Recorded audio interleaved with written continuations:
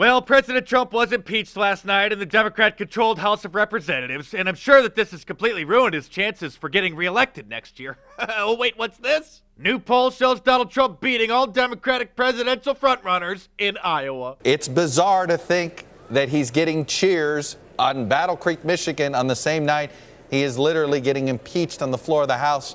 It is bizarre, but historians will make more sense of it than we can right now. All right, Andrew Mitchell, Chuck mentioning that the polling continuing to show nothing has really fundamentally changed. So will actual impeachment change anything? We don't know, because to be totally honest, one would have thought that over all of these weeks and the testimony and the arguments on the other side, that something would have shifted, but the poll numbers that we have tonight that came out just this evening are exactly identical to the same polling we had in October within the margin of error. The polls do not look good for the Democrats. President Trump is winning the messaging war about impeachment. Democrats are losing. This is absolute partisanship right down the line here, and it may go down in history as an example of how not to do impeachment. And he will run for re-election, you betcha, as he hadn't had a thing to do with it. For such a historic day, yesterday felt like an ordinary Wednesday, and impeachment day was a dud. Not a single Republican voted for it, and Tulsi Gabbard didn't vote for it or against it. She just voted that she was present. Democrats are so in shock that President Trump has come out of this completely unscathed that CNN's Jeffrey Toobin doesn't believe his network's own polls. That poll is wrong. It's just I don't believe it. Well, like, it makes no sense. NBC's Chuck Todd is especially disappointed that we don't care that President Trump was impeached and that yesterday felt like an ordinary day with Democrats just airing their grievances. Chuck, we knew this was going to happen, but to hear the words, the president has been impeached, does the world suddenly we wake up to a different world tomorrow? Is it going to look awfully familiar? It feels like we're unfortunately looking awfully familiar. As we began this day, it is bizarre to me that this heavy, momentous thing is happening in our country, a part of the Constitution that's rarely used. It's being used, and there is this sort of, well, it's just another day, or it's just another battle in the political war, and I mean, you know, the president's holding a rally right now. Thanks for the reminder, Cuck Todd. Let's check in with President Trump at that rally right now. I'm sure he's completely devastated. I don't know about you, but I'm having a good time. It's crazy.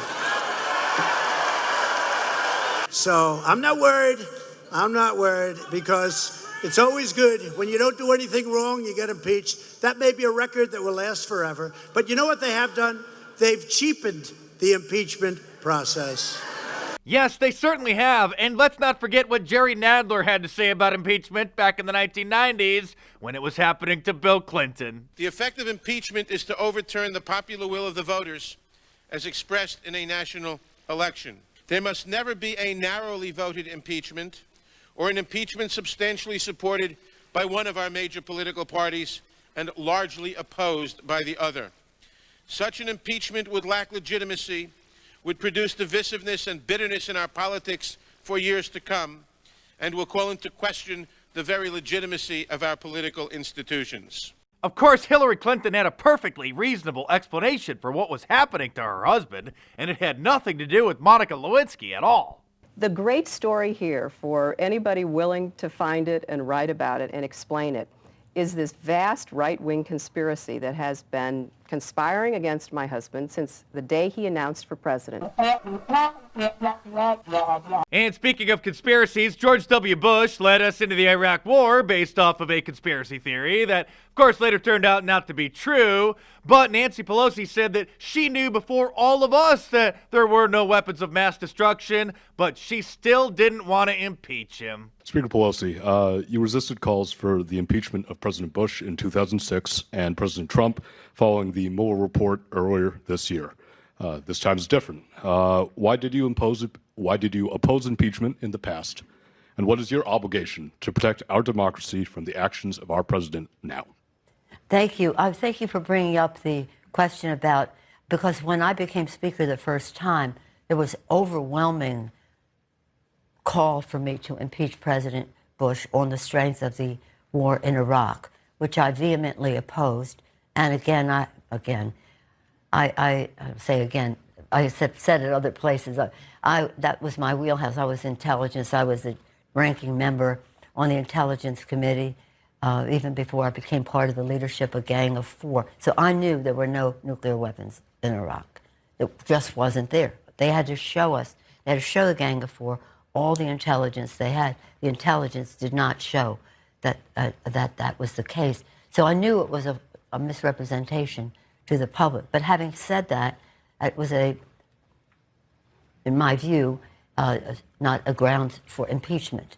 What better example is there of the establishment protecting itself than Nancy Pelosi openly admitting that she knew the stories of WMDs in Iraq were a fabrication to get us there, but wouldn't impeach George Skull and Bones Bush for that, but decided to impeach President Trump for engaging in diplomacy on the phone with the president of a foreign country. It's important to remember that the Democrats vowed to impeach President Trump literally just minutes after he was inaugurated as president on January 20th, 2017. As the Washington Post admits, the campaign to impeach President Trump has begun.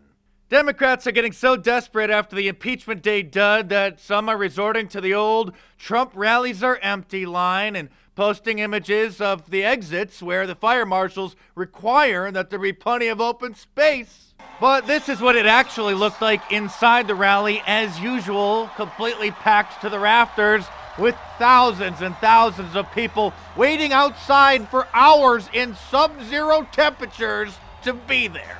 And if you haven't listened to the Democrats complain enough this week, there's another debate tonight, which will probably be the lowest rated in history, because I'm pretty sure the entire country has heard enough of them for this year. And speaking of the end of the year, today is the last day period to order any of my shirts from markdice.com and get them in time for Christmas, but you're going to have to use super rush shipping at this point and get your orders in before, I think it's 6 or 7 o'clock Central. So if you're a procrastinator but still want to make Christmas dinner extra special by wearing a Trump Claus sweatshirt to dinner, you better get your orders in right now. Or if somebody on your list needs a Liberalism Find a Cure shirt, an I Love Global Warming shirt, a Contains Facts and Opinions which some may find offensive shirt, or any of my awesome designs, you better head on over to markdice.com or click the link in the description below right now and check them out.